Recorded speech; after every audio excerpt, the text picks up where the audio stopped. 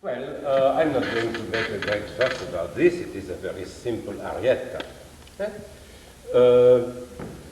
Why did you take the recitative such a plaintive voice? In order to sympathize with him? I think that your voice should be very comforting from the start.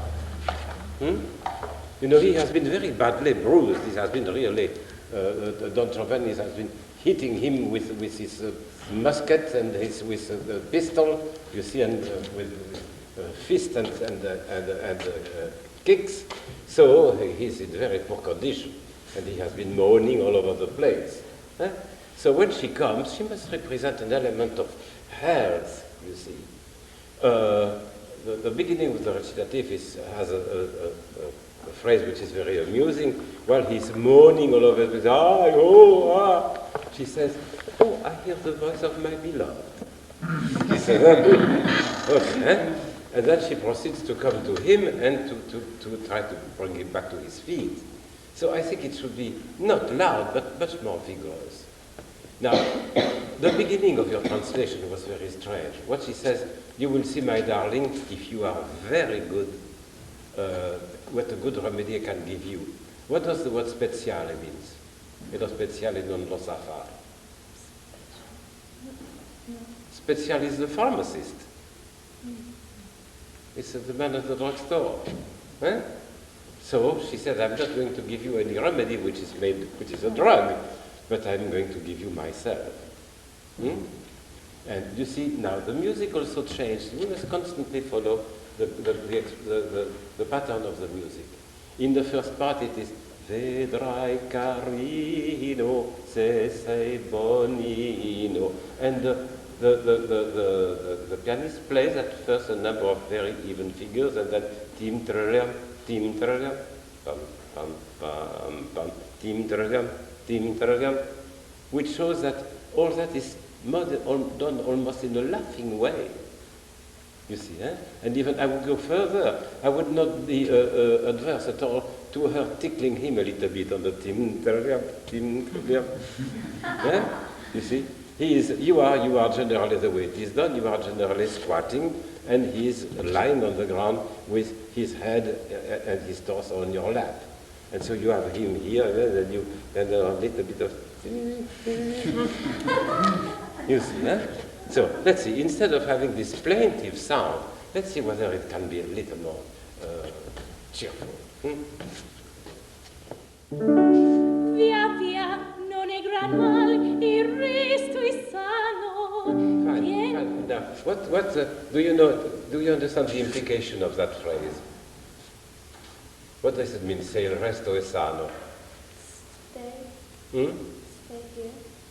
No, you see, this is that you don't fulfill my requirements for singing. We must first know the words perfectly well and their meaning exactly so. If not, we are fakers. We cannot sing things we do not understand in detail.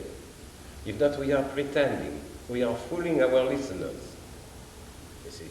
So, no, we are in the 18th century, and they were constantly, very often on the stage, making very allusions, very, very precise. You see, she has been asking, where does it hurt you? Here, and then where? Again here. And so, and I said, oh, it doesn't matter if the rest is okay. You see, well, but that's the spirit of it. You see? And so you must take it in this way, not at all in a plaintive way. Okay? But in order to understand the spirit, you have to know exactly what you sing. See, the first duty I ask my students when they start to study a piece of music, a song or an operatic aria, first to read the text and to translate the text with all precision. If they can do it by themselves, that's fine. If they can't do it, they must have a coach or a teacher who helps them to translate into very precise English. When this is done and you have penetrated yourself for the meaning, the first thing to do is to make a declamation of this text, to read it without music, with your speaking voice, and with full expression. And when this is done, then you can start putting it on top of the musical line. You see? But we must put an enormous stress on the word. The word is capitally important. That what differentiates us from other musicians. The others have an instrument for expressing themselves. We have a voice, and this voice, by definition of the voice, is that stuff which rings in the words. It's not a very remarkable definition in the way of science. But for me, the voice is that stuff which rings in the words. And if my words are beautiful, then probably my voice will be good. See? Now, let's see whether you can, if you don't understand. Okay, let's do it again from the beginning. Via, via, non è gran mal, il resto è sano. Niente nemmeno a casa, purché tu mi prometta d'essere men geloso. You see, I don't understand why you are so plaintive. You try to comfort that man, to give him pep. Via, via, it's not very much. And if everything else is fine, good, then come with me at home. You see? And he understands very well. It's a ta-ta-ta-ta-ta-ta. Sing.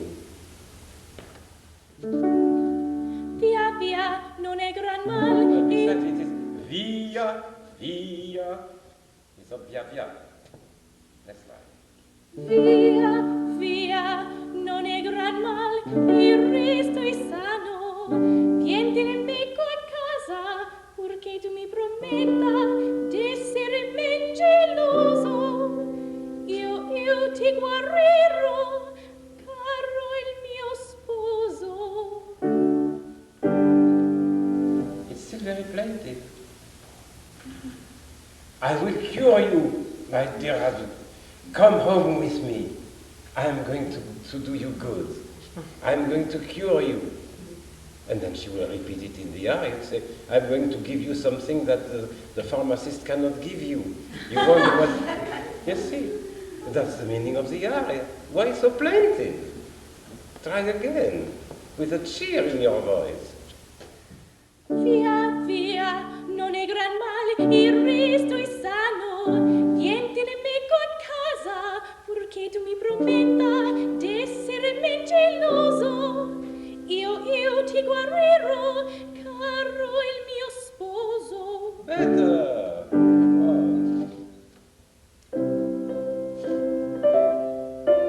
This is not depressed.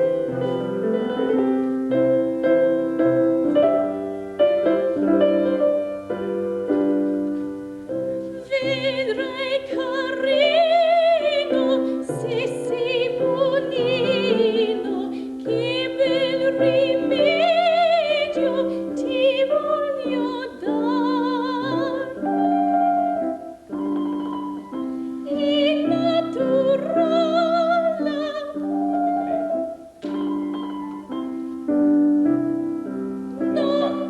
Non fa discorso. Excuse me. Non da discosta e lo speciale non lo sa far, no, non lo sa far, no, non lo sa far. E un certo balsamo che porto addosso darete il poso se vuoi provar. Saper vorresti dove mi sta, dove mi sta.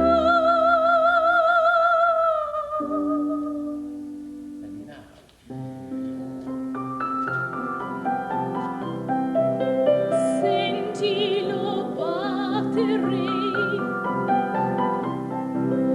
toccami qua, sentilo battere, sentilo battere. Toccami qua, sentilo battere, sentilo battere, sentilo battere, toccami qua.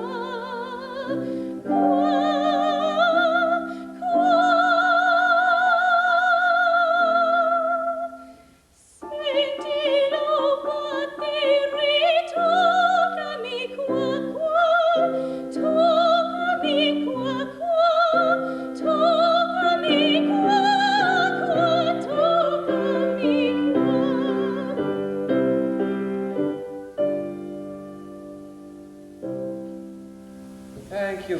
That was better. Huh?